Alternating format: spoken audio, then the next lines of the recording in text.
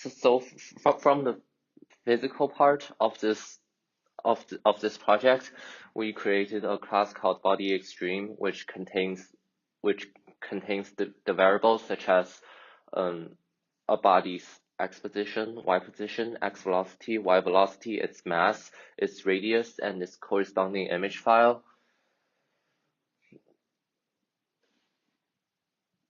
In this class, we have several methods. At first, in each small time interval dt, we calculate the distance between a body and every single body other than itself, and by using this distance and the corresponding mass, we use Newton's gravitational law to calculate their gravitational pull. In addition, we calculate whether they are eligible for collision, whether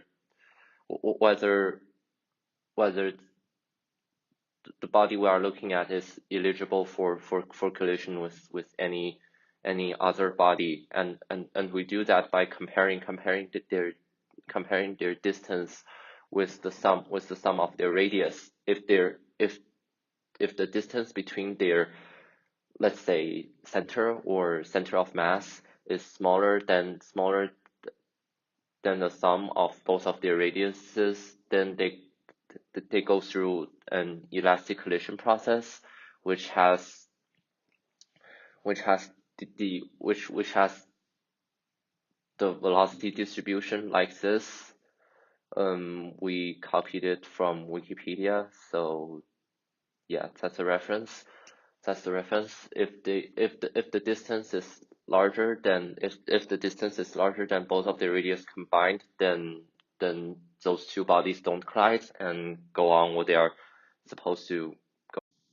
Finally, we use the update method to use the information of their gravitational pull and whether they collide or not to update their acceleration, velocity, and position.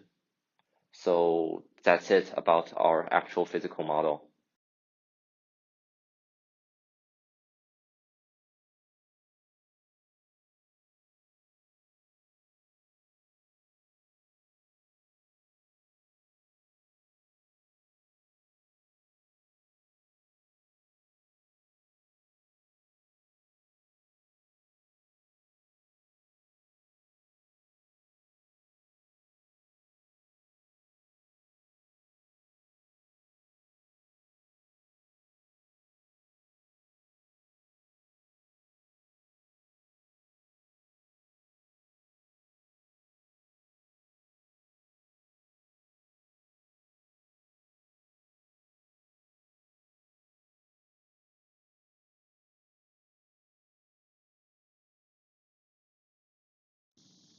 So how exactly do we implement all these things in our coding?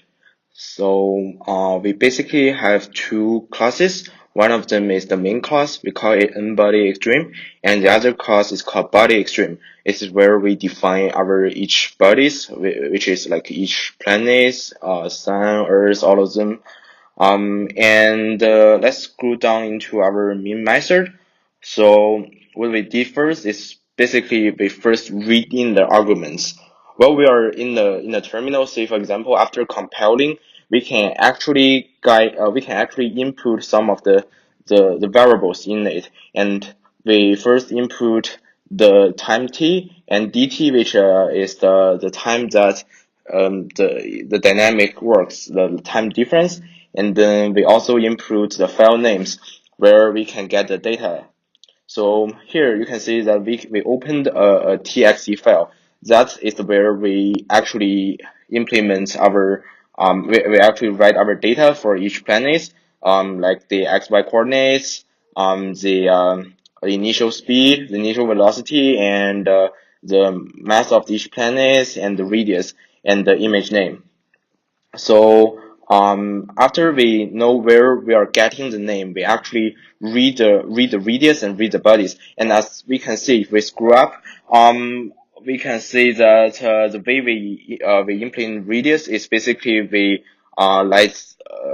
use the built-in like in class to input the file name so we can get the data from the txt file. And we implement n, the capital N, which stands for how many planets are in the file, and then R is the radius of universe.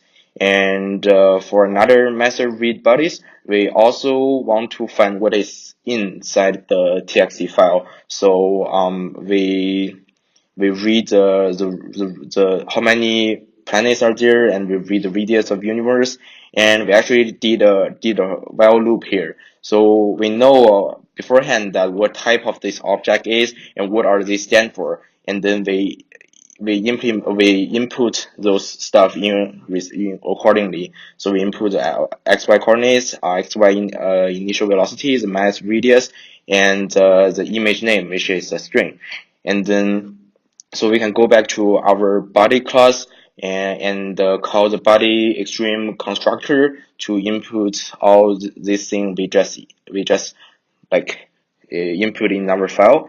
And after looping this, we can actually get all the planets we need from the txt file to our main method. And then we let's go back to the main method. So we draw the background, and the draw background method is pretty obvious. We just call the built-in std draw class, and we draw a universe from 0 to 100 and 0 to negative 100. So it covers the full canvas. And then we want to draw each bodies, which stand for each planet from the the the class from the bodies class, bodies list, and this list contains all the bodies. So we do a for loop, and we call the draw method, which is method that can actually draw the planets on the canvas. And then after we draw everything, it is in static. We want to make it dynamic. So what we did is basically we want to create an animation. And so here we calculate the force exerted on each body, and we also calculate the collision that when two bodies collide, what will happen. These methods are all coded in the body extreme method, which we talked about before. And then after we did a loop of calculating all those things, and we can get each xy coordinates and each velocity correspondingly. So we want to do a update method to update all the informations we want. So in the next time, which is a dt, we can find the bodies actually moves dynamically, and the update method is also in the body extreme class. And so after we have already drawn all the bodies, we want to also to draw the background again, because we want to change the frame in a short amount of time dt, so that we can update each frame. So basically what we did here is that we have a canvas, and we draw all the body and update everything, and then we draw another background and update the movement of the bodies in the next dt time interval. So after putting this together, it just looks dynamic, but in fact they are discrete. So here we want to show what we just draw, and then we want to pause for 0.1 milliseconds to make it like dynamic. So 0.1 seconds would be a very ideal time. And at last, we want to print universe.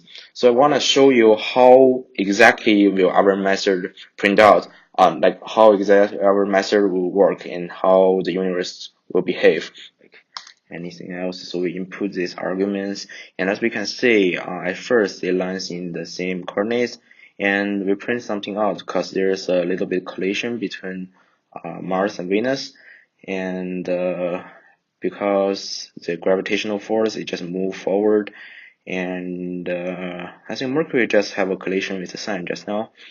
and we will see what will happen here. This is basically printing out the distance between like two objects.